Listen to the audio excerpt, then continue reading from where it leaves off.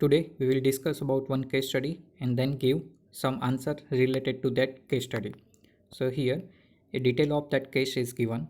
42-year-old male patient present with severe pain, redness and swelling of his right big toe in the early morning after a non-veg diet and bout of alcohol consumption of last night.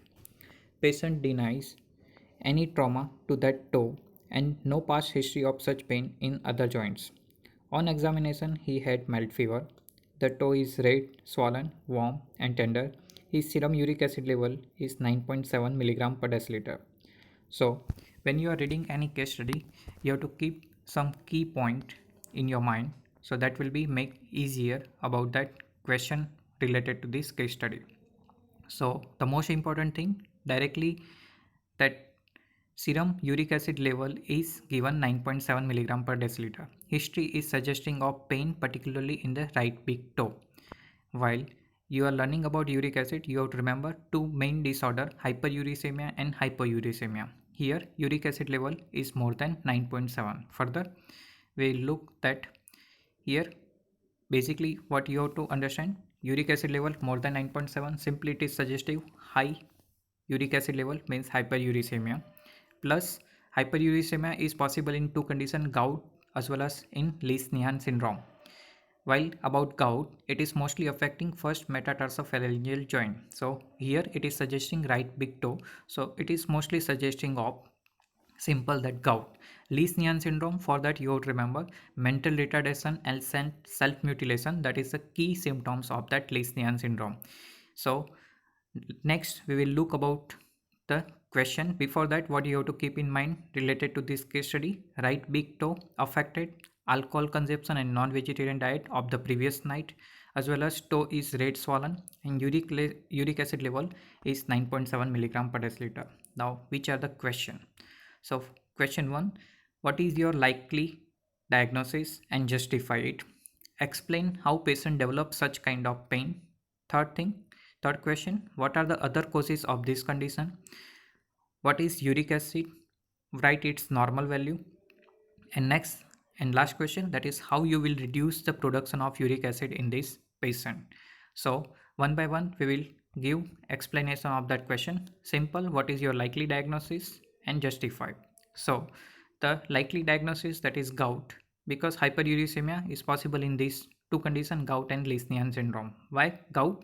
The basic swelling of his right big toe, that is first metatarsophalangeal joint, most common joint affected in gout. It is also indicating after alcohol consumption and toe is red, swollen, warm and tender, as well as serum uric acid level is 9.7 milligram per deciliter. All this suggestive of the gout. So that is your justification why you have suggested gout. Next question, that is explain how patient develops such kind of pain. Simple, uric acid level is 9.7 milligram per deciliter. Normal value for the men, that is 3 to 7 milligram per deciliter. When here also history of diet, particularly non-vegetarian diet, lead to the increased uric acid production, because in non-vegetarian diet particular purine content is more. History of alcohol develops lactic acidosis and that will overall decrease uric acid excretion, so uric acid will remain inside the body. So this uric acid will be deposited in the distal joint, because when level is more, it will more insoluble and create uric acid crystal. So this uric acid crystal deposition in this joint may develop all these symptoms. So that is explaining why this patient developing pain because of deposition of this crystal, that is creating particularly pain in the joint. Next question, that is what are the other causes of this condition? So you must know about the gout. There are two type of gout, primary and secondary. So primary, that is related to the different kind of enzyme. 10% cases of primary, that is idiopathic, but mostly they are due to either 5-phosphoribosyl amidotransferase, that is a key enzyme of this purine synthesis, is not working properly. Abnormal PRPP synthetase, here not an enzyme deficiency, but they are not under the control. So feedback control or this allosteric control is not there, so overproduction of purine, and that is leading to the hyperuricemia. Deficiency of enzyme of the salvage pathway, so more purine and more uric acid formation. For the glucose 6 phosphatase deficiency, so more glucose 6 phosphate, more ribose 5 phosphate, and that is leading to the hyperuricemia. So these all are the primary condition for the gout or primary gout. Now another condition, that is secondary gout, which is occurring due to increased production of uric acid, which is mostly in a increased turnover of the cell. So malignant tissue, particularly leukemia and lymphoma, excessive cell production, and these excessive cell are majority destroyed, so that turnover of that cell cycle is increased, and that is also leading to the more purine formation and more uric acid formation.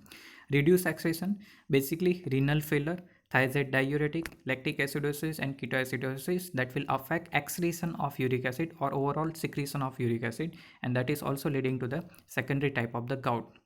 So these are the other causes for this gout. So you have to know about the detail of gout. Further, what is uric acid? Write its normal value. Uric acid is simple end product of the purine nitrogenous base. For the man, 3 to 7 milligram per deciliter. For the woman, 2 to 5 milligram per deciliter. That is normal value of the uric acid. Now, last question. How you will reduce the production of uric acid in this patient? Simple. You have to give advice about the diet. So avoid non-vegetarian diet and alcohol, because non-vegetarian diet, that is containing high amount of the purine plus alcohol, that can precipitate this gouty attack. So you have to advise about the diet. Next, uricosuric drug like probenecid, that can be given, so that will overall increase uric acid excretion, so uric acid level will be come to the normal. Next, that is allopurinol, that will helpful to prevent uric acid formation, because that allopurinol, that is allosteric, particular suicidal type of inhibition. So allopurinol with the help of xanthine oxidase converted into the alloxanthine, that is potent inhibitor of xanthine oxidase, and ultimately uric acid formation is inhibited because xanthine oxidase now not working. Further, colchicine should be given as an anti-inflammatory agent. Also we can give that NSAIDs, non-steroidal anti-inflammatory drug. One more, uricase, that is also nowadays given, which can convert this uric acid to the allantoin, so that allantoin will be excreted in the urine, so overall uric acid is level will be decreased. So main target, to reduce uric acid level and reduce the production of uric acid. So basically by giving this allopurinol as well as this probenecid, we can reduce we can reduce uric acid level in the body. So that is how you can give explanation about the different question.